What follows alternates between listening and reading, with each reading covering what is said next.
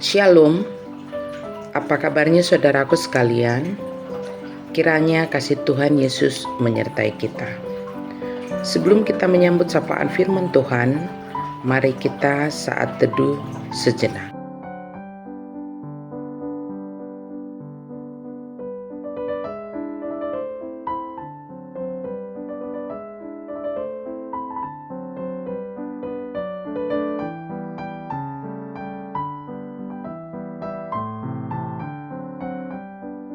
Amin. Sapaan firman Tuhan untuk kita hari ini tertulis dalam kitab Ulangan pasal 4 ayat 2. Demikian dikatakan, "Janganlah kamu menambahi apa yang kuperintahkan kepadamu, dan janganlah kamu menguranginya. Dengan demikian, kamu berpegang pada perintah Tuhan Allahmu yang kusampaikan kepadamu." Kunci kehidupan ada pada perintah Tuhan.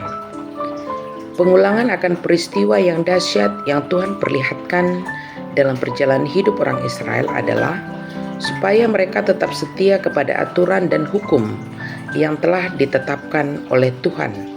Sebab hanya dengan itu mereka akan menjadi bangsa yang diberkati oleh Tuhan semesta alam.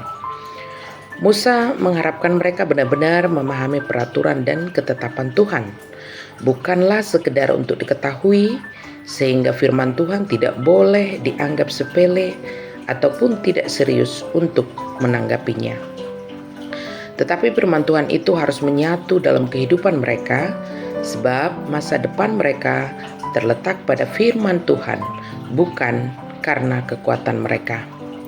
Firman Tuhan bukanlah sesuatu yang sulit untuk dilakukan jika kita dengan tekun di dalam doa dan juga hati dan pikiran yang ikhlas mencintai firman Tuhan. Ketika kita mau bergembira dan bergemar melakukan petunjuk dan ketetapan Tuhan. Janganlah kamu menambahi apa yang kuperintahkan kepadamu, dan janganlah kamu menguranginya. Maksudnya supaya jangan sampai kita memperlakukan firman Tuhan itu sesuai dengan selera atau keinginan kita, tetapi harus menempatkan diri kita sesuai dengan kehendak Tuhan. Firman Tuhan bisa itu dalam bentuk ajaran, nasihat, hukum, larangan, dan janji keselamatan dan berkat. Semua itu harus secara utuh kita terima dan lakukan dalam hidup kita, supaya jangan keinginan daging yang menentukan firman yang boleh kita terima atau tidak. Contohnya, kita mau memahami dan melaksanakan janji berkat Tuhan, sementara nasihat dan hukum larangan Tuhan kita kesampingkan. Pengulangan kembali ketetapan dan peraturan Tuhan yang dilakukan oleh Musa semata-mata agar umat Israel nantinya setelah memasuki tanah Kanaan menerima kehidupan yang dari Tuhan, yaitu berlimpah susu dan madu. Tanah itu akan gersang dan tandus, hanya akan dipenuhi penderitaan dan kesusahan jika berkat Tuhan yang menjadi kehidupan mereka. Tuhan menjanjikan kehidupan kepada kita ketika ketetapan dan peraturannya bekerja dalam hidup kita. Firman Tuhan akan memotivasi hidup kita untuk bersemangat, bergairah, dan optimis menjalani kehidupan ini. Sebab firman Tuhan akan memberi kita kebijaksanaan dan akal budi menjadi umat yang diberkati.